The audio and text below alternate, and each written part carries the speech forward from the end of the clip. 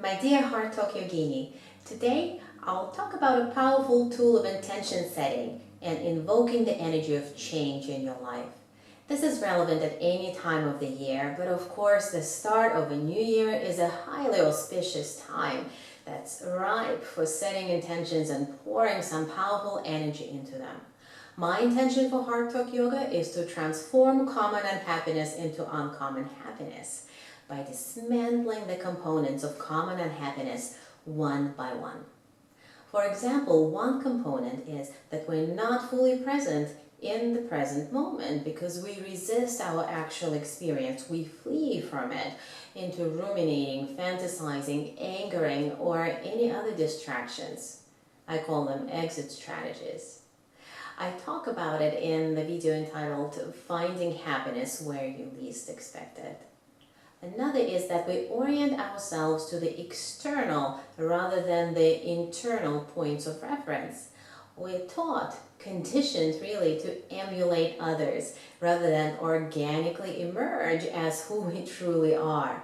What follows is the tyranny of comparisons, which Mark Twain referred to as the death of joy.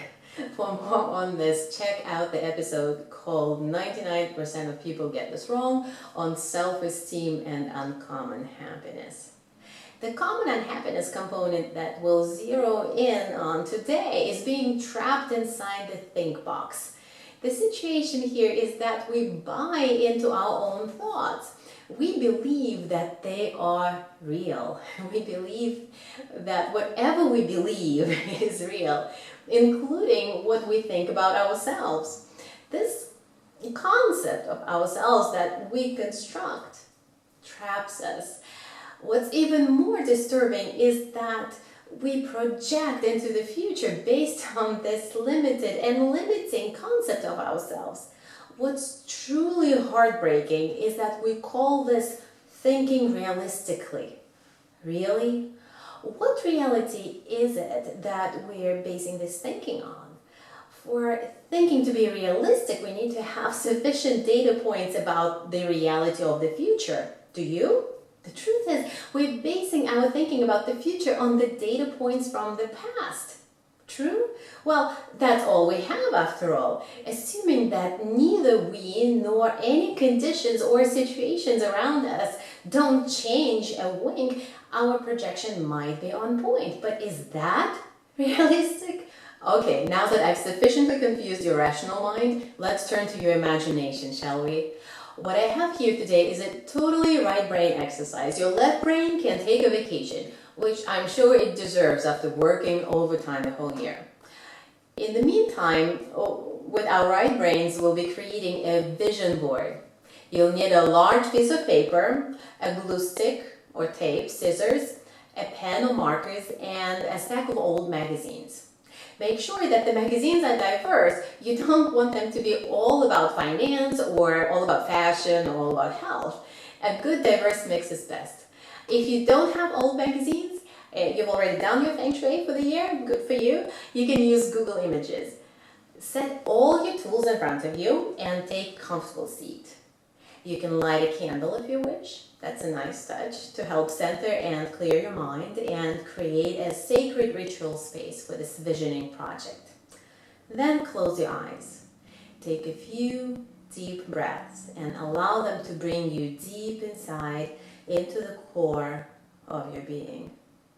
When you feel settled, ask yourself one question. What is my heart's desire? Allow the answer to emerge from your core. This is not an intellectual inquiry. Spend a few minutes dropping this question into the inner stillness and observing the ripples. Open your eyes and begin going through the magazines while staying tuned into this one question. What is my heart's desire? You'll notice that you're drawn to particular pictures and words. Tear them out. Be careful not to censor yourself. This picture makes no sense in my life, or that's silly. Remember, you've sent your analytical mind on vacation, so keep rolling with your intuition, with your inner knowing, and prepare to be surprised.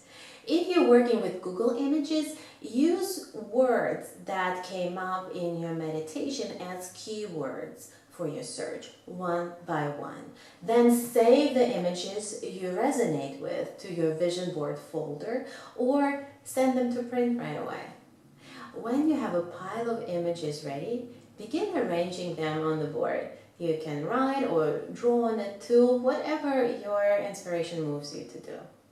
Prepare to be surprised. I was. When I created a vision board a few years ago, it was totally unrealistic. Quote unquote unrealistic, of course.